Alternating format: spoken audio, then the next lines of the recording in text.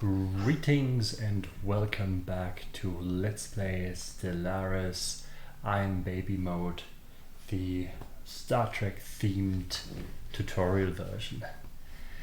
Last time we played, we went through a little bit of expansion, talked about traditions, we met the space whales. I don't know if we have any of them around. Oh yeah, here we go, the Tiyanki, and we found no neighbors whatsoever, which is not great given that we are the Bark Collective and we want to assimilate the entire galaxy. It doesn't work so well if the galaxy is hiding from us, but that's how it is. We have randomized starting positions and set up. This is not Crusader Kings, we don't know where everyone is, and sometimes our well thought through plan just doesn't really come together because of RNGs hating us. We have a plan B. I talked about this last episode a little bit. If once we finished with the discovery traditions, haven't still found anyone worth assimilating, we will pick up as the next tradition expansion, which will help us, well, expanding obviously, and hopefully we are not going to be left behind entirely. I mean, on the other hand, usually if you can expand without being bothered by others, this is often a perk, unless of course if you are fully primed for warfare.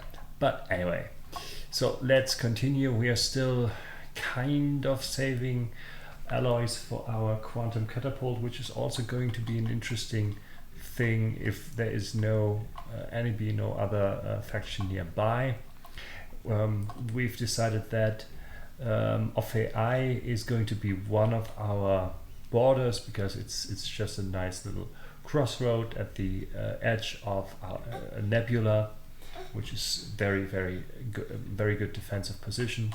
We don't know where this is leading to, but there is over vast distance no other empire. I expect to find something here in those directions.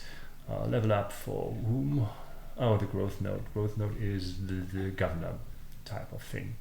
So stability, yeah, we went for the stability amenities last time, and just upgrade this even further, I suppose.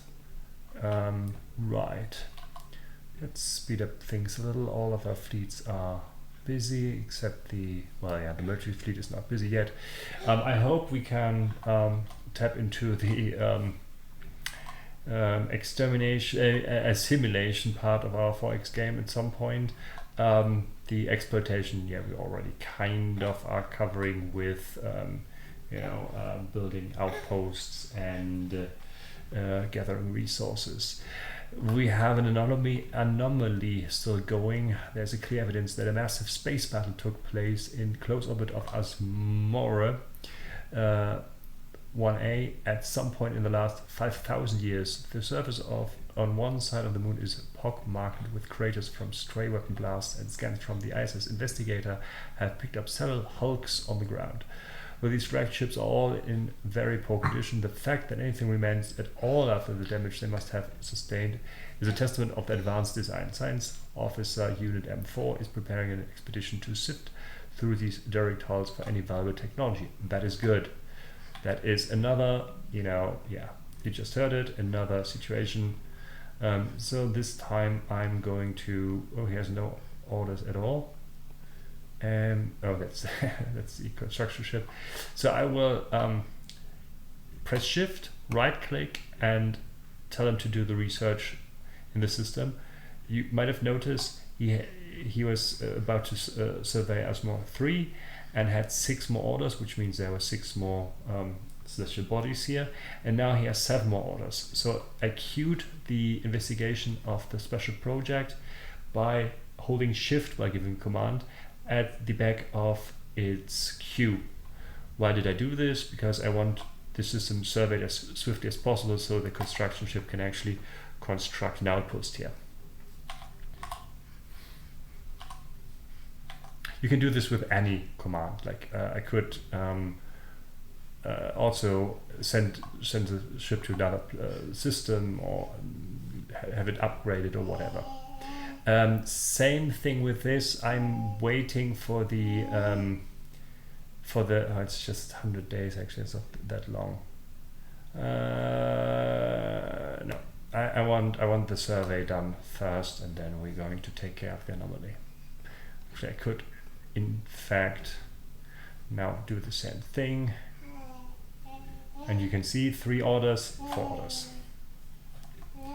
Leader pull refresh, okay.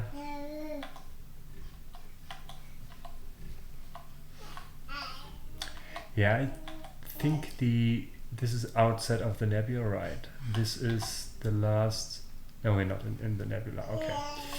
Grimacing, the very geological structure of Durabius 3b is indeed in flux, driven by what science officer unit P2 assures us to be a tectonic process, as fascinating as it is esoteric. All right. What is of more interest to the Bar Collective is what we may be able to strategically halt the planet's ceaseless chaotic self-transformation. In short, a near-instant stabilization of the planet into something slightly, if not entirely, more habitable is theoretically possible. Unit P2 estimates the additional 200 energy credits will be needed to power a thorough mapping of planetary activity and determine the validity of what the science officer was termed a surgical terraforming strike. Actual terraforming lies beyond our grasp at present, so this is an exciting opportunity.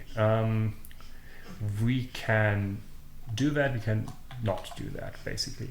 If we do it, it costs us 200 energy credits and has a 50% chance of doing something reasonable. Or we just study the whole process, which is going to give us physics research if we build a research station on that planet. I am going with the not doing anything. Usually I would almost always go for the trying to stabilize the thing, which is going to be in our territory, but I don't care about colonizing planets that much. I really want to assimilate planets, so let's just don't do it. Also, it's 50% chance that it's not going anywhere anyways. Right, where are we at? Still not really. Oh, we did it. We finished surveying tomorrow. We can build an outpost there, and then we'll get plenty of research. Those two, the society and engineering researchers, both on the same planet. There was a anomaly there which helped us. Right, we got better deflectors, which is good. This is going to get us to our ship designer. I will go for the fusion reactors now, because we have our first new technology that helps us with our ships. The ship designer can be found under fleet management, and then the tab ship designer here. You can see we have 2 designs, that is 2 designs you always start up with, other than with very specific origins. So the Corvette, we already know that's our military ship, our main military ship. We also have the defense platforms I showed you last time, which can be built on space stations, spaceports. Your ships always come in 2 parts.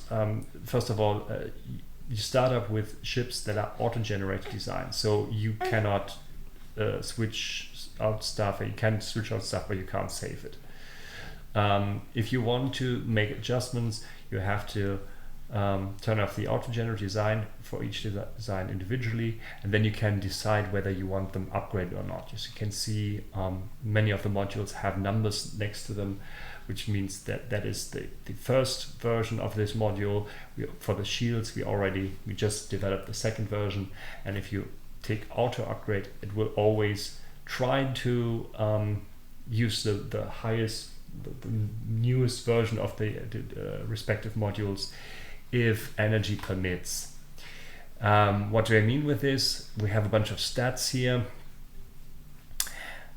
which, build time, most of them are, the first three I think are very self-explanatory. Then we have the actual combat stats for the ship, the hull points, which are independent on any of the modules. The armor, which is given by, those modules, shields given by this module, speed, damage, and so on and so forth. Speed given mostly by hull and engine, damage given by the weapons, for obvious reasons. Cloaking strength, we don't care about this at the moment, we don't have any cloaking.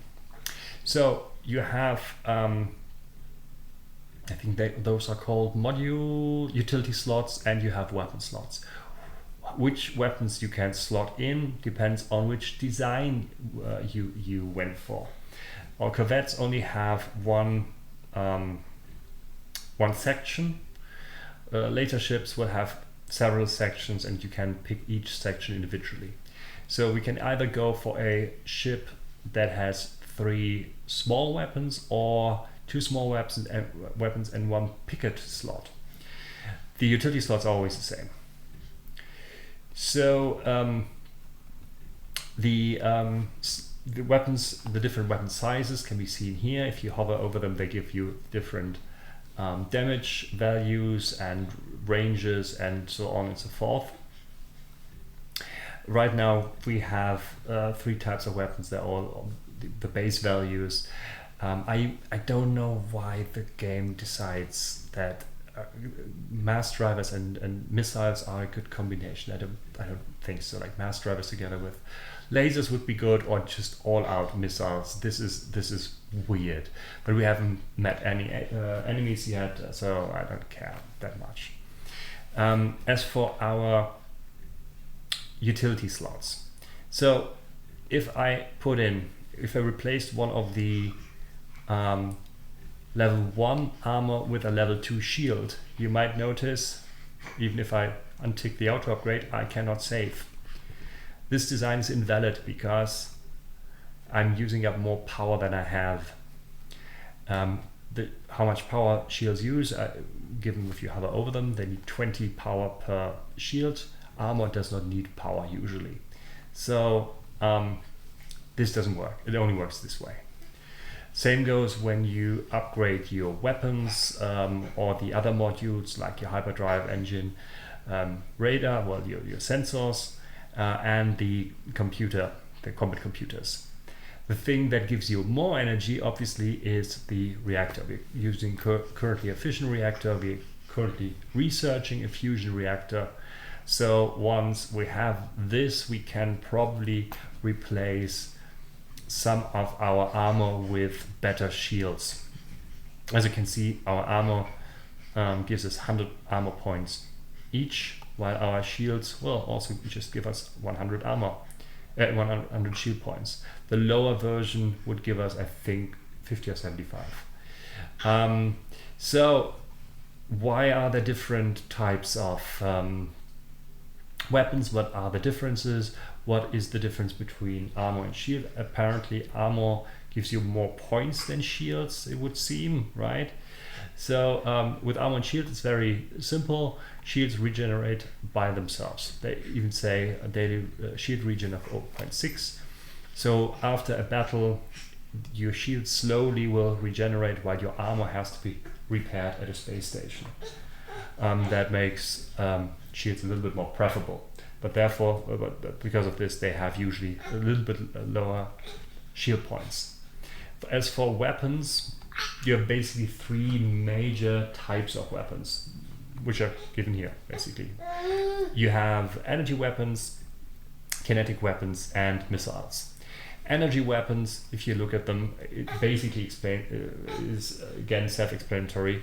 They are very good against armor and hull, but not so good against shields, while kinetic weapons are very good against shields and not really good against armor.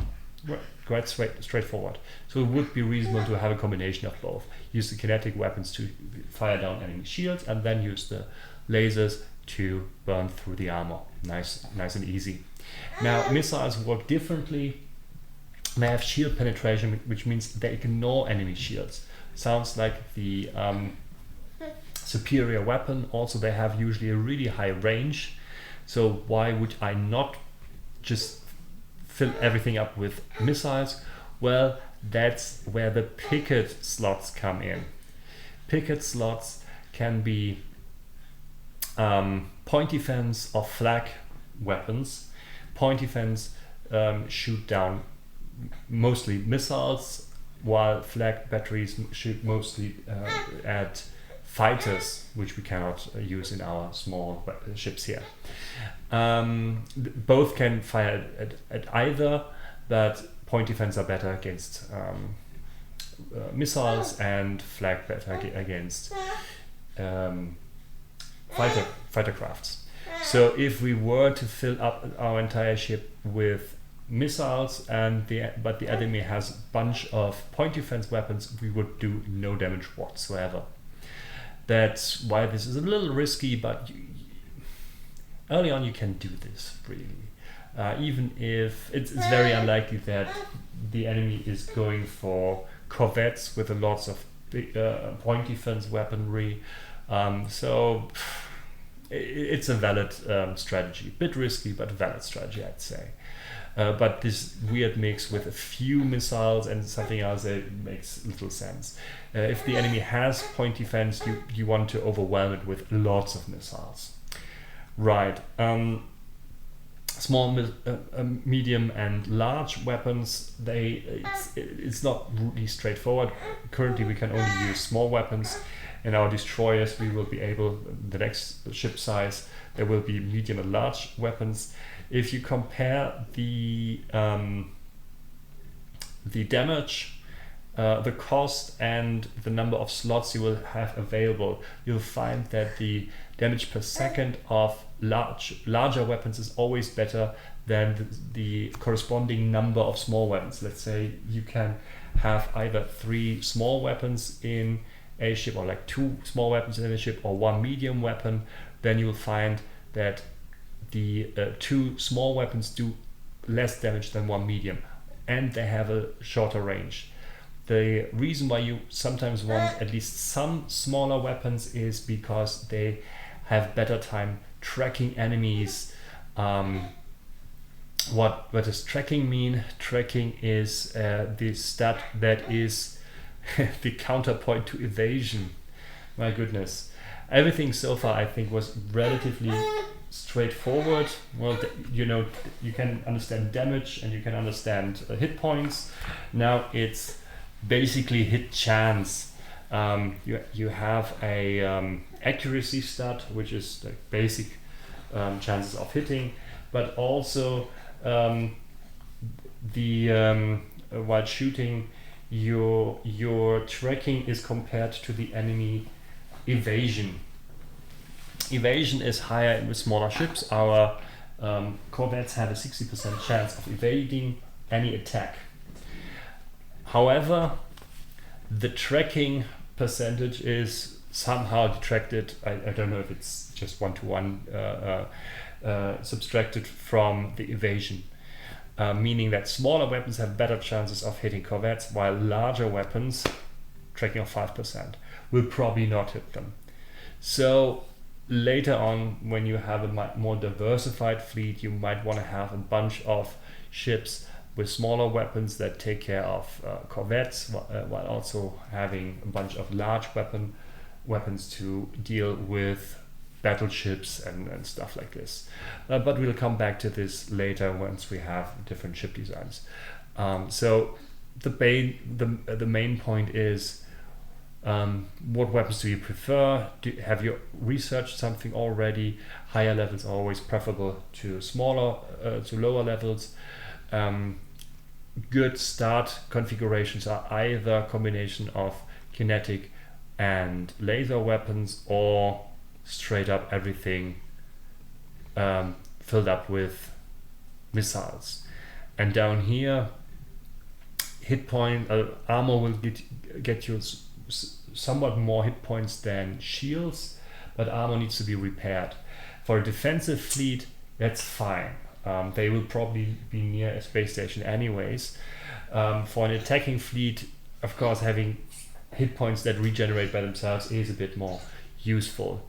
But also take into account that shields could be negated by missiles, and if the enemy has lots of laser weapons, then having a bunch of armor and no shields might also be a bit tricky.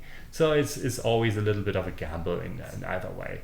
Having a mixed setup makes it easier to, or makes it less likely that you get entirely countered by the enemy. I'm not going to change anything. The auto upgrade already put in as many of the new improved deflectors as possible. I don't care about my platforms whatsoever. Should we ever get into a situation where we build them, I will check the design, but right now I just leave them as they are. Right, short excursion to the funny realm of ship design. Right, here I want to go for the research station that will give us 5 points of research, which is not bad. The team under Science Officer Unit M4 has finished the expedition Alphasmo 1A and returned to the ISS Investigator. Sadly, the rocket starship on the surface were too badly damaged to recover any useful technologies. I think this is only one option. I think there's also a chance that you get something out of it, but I don't know exactly. These vessels were clearly very advanced, however, and we could gain valuable engineer insights if we analyze the way they were designed. We should consider construction of a permanent science outpost on the planet. Oh, nice! Look at that, another +3 engineering outpost we can build here. That is very good. We're definitely going to do this. Unexpected mineral seams. Geological surveys on the Olum Prime have revealed that the planet is richer in minerals than we thought. After calibrating our sensors to penetrate deeper into the ground, we have discovered several promising mining sites. Should we direct additional resources to probe efforts, we might yet uncover deeper veins of useful ores. That is Olum Prime. This is one of our colonies, actually.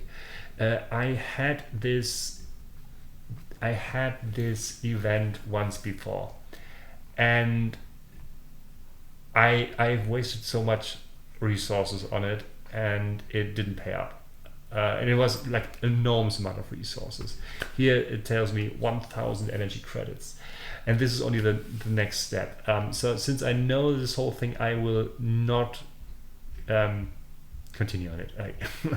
I encourage you to try out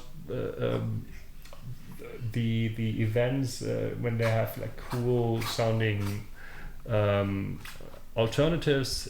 Go for it, figure out which one is fun and which one is not so fun, but at this point I just really know.